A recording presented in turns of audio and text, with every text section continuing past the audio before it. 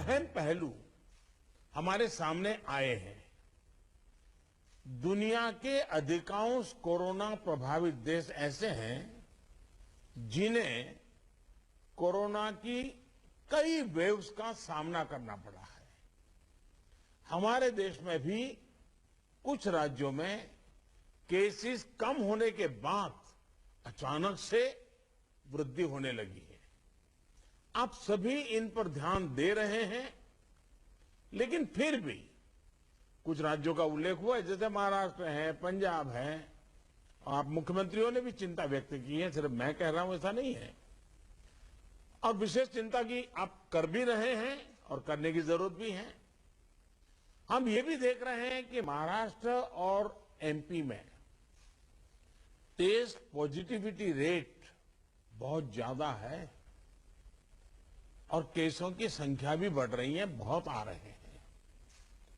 इस बारे में कई ऐसे इलाकों, ऐसे जिलों में भी ये वृद्धि देखने को मिल रही है जो अभी तक खुद को बचाए हुए थे, सेफ जोन थे एक प्रकार से। अब वहां पर हमें कुछ चीजें नजर आ रही हैं। देश के 70 जिलों में तो पिछले कुछ हफ्तों में यह वृद्धि 150% से भी ज्यादा है, 150% से ज्यादा।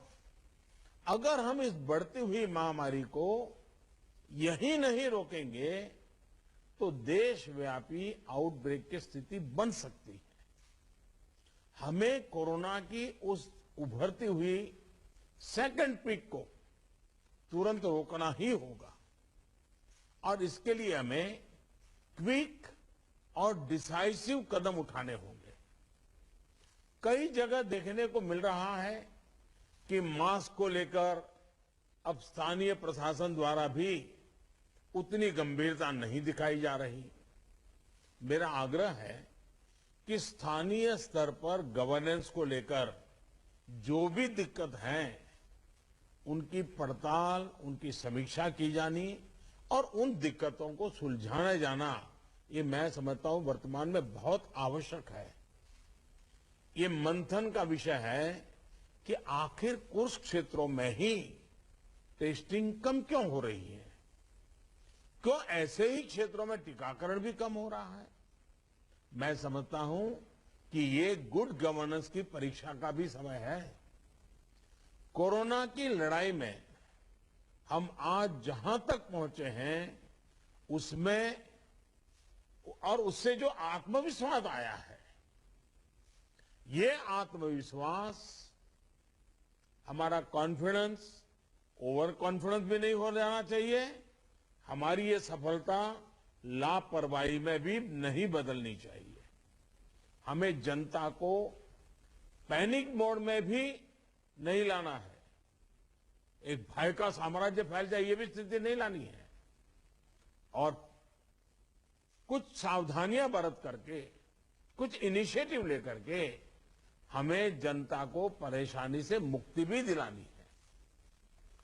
अपने प्रयासों में हमें अपने पुराने अनुभवों को शामिल करके रणनीति बनानी होगी। हर राज्य के अपने अपने प्रयोग हैं, अच्छे प्रयोग हैं, अच्छे इनिशिएटिव हैं। कई राज्य दूसरे राज्यों से नए नए प्रयोग सीख भी रहे हैं। लेकिन अब एक साल में हमारी गवर्नमेंट मशीनरी को नीचे तक ऐसी स्थितियों में कैसे काम करना, करीब करीब ट्रेनिंग हो चुकी है। अब हमें प्रोएक्टिव होना जरूरी है। हमें जहां जरूरी हो, और ये मैं आग्रहपूर्वक कहता हूं, माइक्रो कंटेनमेंट जोन बनाने का विकल्प भी किसी भी हालत में ढिलास नहीं लानी चाहिए। इस पर बड़े आग्रह से काम करना चाहिए। जिलों में काम कर रही पैंडेमिक जो रिस्पांस टीम्स को कंटेनमेंट और सर्वेलेंस एसओपीस, इसकी रीओरिएंटेशन की आवश्यकता हो, वो भी किया जाना चाहिए। फिर से एक बार 4 घंटे 6 घंटे के लिए बैठ करके चर्चा हो, हर लेवल पे चर्चा हो, सेंसिटाइज भी करेंगे, पुरानी चीजें याद भी करा देंगे और गति भी ला सकते हैं। और इसके साथ ही टेस्ट, ट्रैक और ट्रीट, इसको लेकर भी हमें उतनी ही गंभीरता की जरूरत है जैसे कि हम पिछले 1 साल से करते आ रहे हैं। हर संक्रमित व्यक्ति के कॉन्टैक्ट्स को कम से कम समय में ट्रैक करना और आरटी-पीसीआर टेस्ट रेट 70% से ऊपर रखना बहुत अहम है। हम ये भी देख रहे हैं कि कई राज्यों में रैपिड एंटीजन टेस्टिंग पर ही ज्यादा बल दिया जा रहा है और उसी भरोसे गाड़ी चल रही है। जैसे केरल है, उड़ीसा है, छत्तीसगढ़ है, यूपी है। मुझे लगता है कि इसमें बहुत तेजी से बदल की जरूरत है। इन सभी राज्यों में, मैं तो चाहता हूं देश के सभी राज्यों में हमें आरटी-पीसीआर टेस्ट और बढ़ाने पर जोर देना होगा। एक बात जो बहुत ध्यान देने वाली है वो ये कि इस बार हमारे टियर 2 और टियर 3 शहर जो शुरू में प्रभावित नहीं हुए थे, उनके आसपास के क्षेत्र प्रभावित ज्यादा हो रहे हैं। देखिए, इस लड़ाई में हम सफलतापूर्वक बच पाए हैं, उसका एक कारण था कि हम गांवों को इससे मुक्त रख पाए थे। लेकिन टियर 2, टियर 3 सिटी पहुंचा तो इसको गांव में जाने से देर नहीं लगेगी और गांवों को संभालना हमारी व्यवस्थाएं बहुत कम पड़ जाएगी। और इसलिए हमें छोटे शहरों में टेस्टिंग को बढ़ाना होगा। हमें छोटे शहरों में रेफरल सिस्टम और एम्बुलेंस नेटवर्क के ऊपर विशेष ध्यान देना होगा। प्रेजेंटेशन में ये भी बात हमारे सामने रखी गई कि अभी वायरस का स्प्रेड डिस्प्रेस्ड मैनर में हो रहा है। इसकी बहुत बड़ी वजह यह भी है कि अब पूरा देश ट्रैवल के लिए खुल चुका है। विदेशों से आने वाले लोगों की संख्या भी बढ़ी है। इसलिए आज हर एक केस के ट्रैवल की, उसके कॉन्टैक्ट्स के ट्रैवल की सूचना सभी राज्यों को आपस में भी साझा करना जरूरी है। आपस में जानकारी साझा करने के लिए किसी नए मैकेनिज्म की जरूरत लगती है तो उस पर भी विचार होना चाहिए। इसी तरह विदेश से आने वाले यात्रियों और उनके कॉन्टैक्ट्स के सर्वेलेंस के लिए एसओपी के पालन की जिम्मेदारी भी हमारी अब बढ़ गई है। अभी हमारे सामने कोरोना वायरस के न्यूटन्स को भी पहचाने और उनके प्रभावों का आकलन का भी एक प्रश्न है। आपके राज्यों में आपको वायरस के वेरिएंट का पता चलता रहे, इसके लिए भी जीनोम सैंपल भी टेस्टिंग के लिए भेजा जाना उतना ही अहम है। साथियों, वैक्सीन अभियान को लेकर कई साथियों ने अपनी बात रखी। निश्चित तौर पर इस लड़ाई में वैक्सीन अब 1 साल के बाद हमारे हाथ में एक हथियार आया है। ये प्रभावी हथियार है। देश में वैक्सीनेशन की गति लगातार बढ़ रही है। हम एक दिन में 30 लाख लोगों को वैक्सीन करने के आंकड़े को भी एक बार तो पार कर चुके हैं। लेकिन इसके साथ ही हमें वैक्सीन डोसेज वेस्ट होने की समस्या को बहुत गंभीरता से लेना चाहिए। तेलंगाना और आंध्र प्रदेश में 10% से ज्यादा वैक्सीन वेस्टेज है। यूपी में भी वैक्सीन वेस्टेज करीब करीब वैसा ही है। वैक्सीन क्यों वेस्टेज हो रही है, इसकी भी राज्यों में समीक्षा होनी चाहिए और मैं मानता हूं हर रोज शाम को इसके मॉनिटरिंग की व्यवस्था रहनी चाहिए और हमारी सिस्टम को प्रोएक्टिव लोगों को कांटेक्ट करके एक साथ इतने लोग मौजूद रहें ताकि वैक्सीन दे, वैक्सीन वेस्टेज न जाए, इसकी व्यवस्था होनी चाहिए। क्योंकि एक प्रकार से जितना परसेंटेज वेस्टेज होता है, हम किसी के अधिकार को बर्बाद कर रहे हैं। हम किसी के अधिकार को बर्बाद करने का हमें हक नहीं है। स्थानीय स्तर पर प्लानिंग और गवर्नेंस की जो भी कमियां हैं, उन्हें तुरंत सुधारा जाना चाहिए। वैक्सीन वेस्टेज जितनी रुकेगी, और मैं तो चाहूंगा राज्यों ने तो जीरो वेस्टेज के टारगेट से काम शुरू करना चाहिए। हमारे यहां वेस्टेज नहीं होने देंगे। एक बार कोशिश करेंगे तो इंप्रूवमेंट जरूर होगा। उतने ही ज्यादा हेल्थ वर्कर्स, फ्रंटलाइन वर्कर्स और दूसरे एलिजिबल लोगों को वैक्सीन की दोनों डोज पहुंचाने के हमारे प्रयास सफल होंगे। मुझे विश्वास है कि हमारे इन सामूहिक प्रयासों और रणनीतियों का अमल जल्दी ही हमें दिखाई देगा और उसका परिणाम भी नजर आएगा। अंत में मैं कुछ बिंदु फिर एक बार दोहराना चाहता हूं ताकि हम सभी इन विषयों पर ध्यान देते हुए आगे बढ़े। एक मंत्र जो हमें लगातार हम सबको कहना होगा, दवाई भी और कड़ाई भी। देखिए, दवाई मतलब बीमारी चली गई ऐसा नहीं। मान लीजिए किसी को जुकाम हुआ है, उसने दवाई ले ली, सब ली, लेकिन इसका मतलब ये नहीं है कि उसको ठंडी जगह पे बिना सुरक्षा के ऊनी कपड़े वगैरह पहने बिना वो चला जाए, बारिश में कहीं भीगने के लिए चला जाए। भाई ठीक है, तुमने दवाई ली है, लेकिन तुम्हें बाकी संभालना तो पड़ेगा ही पड़ेगा। ये हर हेल्थ का नियम है जी, ये कोई इस बीमारी के लिए नहीं है, ये हर बीमारी के लिए है जी।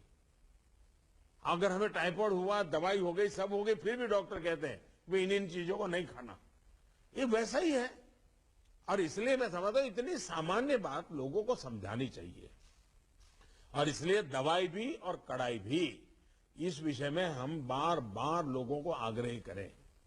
दूसरा जो विषय मैंने कहा, आरटीपीसीआर टेस्ट को स्केल अप करना बहुत आवश्यक है ताकि नए केसेस की पहचान तुरंत हो सके।